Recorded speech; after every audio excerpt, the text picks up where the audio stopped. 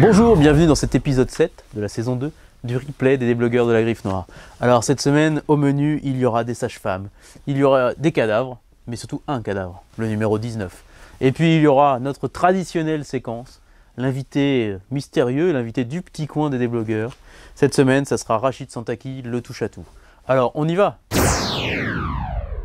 Alors, pour commencer ce replay, un remboursé si pas satisfait. Cette petite affichette concerne Les Accoucheuses d'Anne-Marie Sicotte, qui est une série que Gérard Collard a adorée, qui est une série qui concerne finalement les sages-femmes, qui sont source de notre vie à tous, et qui avait déjà été très bien traitée par Nathalie Hugues dans Un rue des Petits Pas, qu'on avait beaucoup aimé. Et là, c'est une autre approche, peut-être un peu moins romancée, mais en même temps, c'est une saga fabuleuse, que Gérard a adoré, et il vous en dit beaucoup plus dans la vidéo qui vient.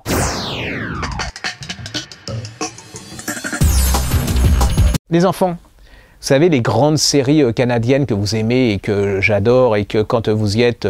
Alors attention, hein, je vous arrête. C'est pas Marcel Proust, voilà, c'est pas... Voilà.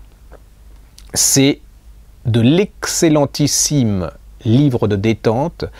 Une fois que vous y êtes, vous ne lâchez pas, vous ne lâchez plus les personnages, vous êtes avec eux, vous les suivez, vous attendez le premier tome, le deuxième tome, le troisième tome, et vous êtes un peu emmerdé parce qu'il n'y a pas de quatrième tome, et que voilà. Et en plus, c'est intelligent, et vous apprenez quelque chose.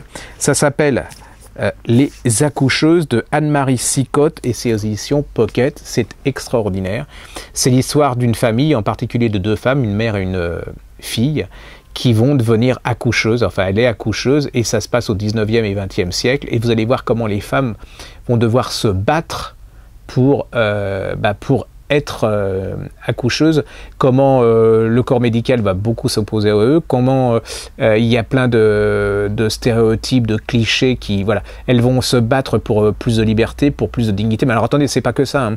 Il y a de l'amour, il y a des rebondissements, ça décrit une époque, pareil que Les Singuliers, c'est-à-dire une époque qui change, hein, que les hommes ont beaucoup de mal à accepter que les femmes prennent un peu plus de pouvoir, un peu plus de liberté, qu'elles aient accès à la science et tout, qu'elles puissent aller à l'école de médecine, qu'elles puissent, voilà, être leur égal, hein, c'est ça le problème. Allez-y, c'est hallucinant de... Voilà, vous êtes pris, c'est une sorte de drogue, hein. C'est 3 volumes, attends, 3 volumes pour pas cher, enfin, je vous dis pas le prix, mais enfin, c'est pas cher, hein. Chaque volume, il y a 900 pages. Imaginez, 3 fois 900 pages, là, et ben je vous jure que vous allez lire plus facilement que le dernier Bec BD. Hein.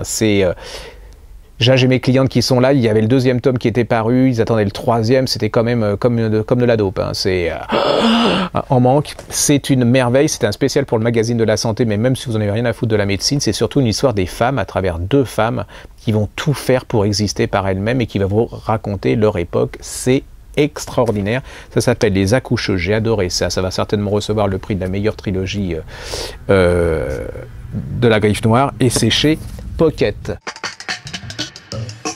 Comme vous le savez, vous qui êtes habitués de notre petite émission, Jean, c'est un peu notre spécialiste international du polar. Et alors cette semaine, il a tiré un bon numéro, un numéro qui lui a apporté le gros lot, c'est le numéro 19. Alors c'est celui du cadavre 19, malheureusement pour ce cadavre. C'est Belinda Bauer, c'est un bouquin où il y a question de dissection, et aussi d'une enquête thriller policière très prenante. Bref, Jean qui vraiment a adoré ce bouquin, vous en parle tout de suite. Belinda Bauer, Cadavre 19. Alors si vous aimez les histoires un peu glauques de dissection et tout ça, c'est quoi le pitch? C'est un gars qui est légèrement autiste, qui a la maladie d'Asperger, et qui, son rêve toujours, c'est de faire des études, non pas de médecine, mais des études d'anatomie. Et donc quand on fait des études d'anatomie, la première année, on découpe un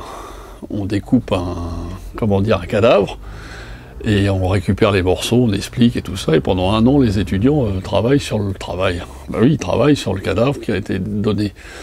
Alors la particularité du bouquin, c'est que on découvre qui est le cadavre au fur et à mesure du livre, et en même temps il y a une histoire d'un gars qui est dans le coma, qui a eu un accident et tout ça.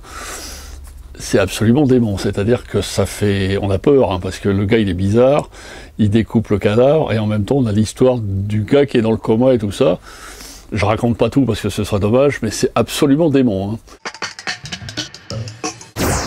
Pour notre petite rubrique du coin des déblogueurs. Cette semaine, on a un touche-à-tout hors pair. Si aussi je vous dis cinéma, fiction, série littérature, vous me répondez Rachid Santaki. Alors il vous raconte un peu tout de suite.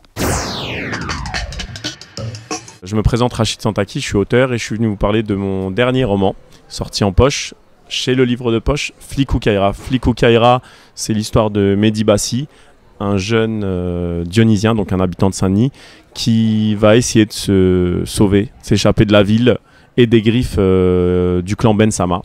Sauf qu'il va rencontrer sur son chemin Najet Iker, une jeune policière, et là c'est le début de mon roman.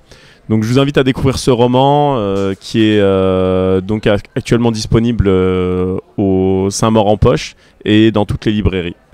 Je suis également ici pour vous parler d'actualité. L'actualité, c'est évidemment la Coupe du Monde et le football. Donc je vais vous parler de Donkey Foot. C'est un ouvrage qui retrace l'histoire du football, l'aspect politique aussi du ballon, et écrit par Hubert Artus, que j'apprécie particulièrement.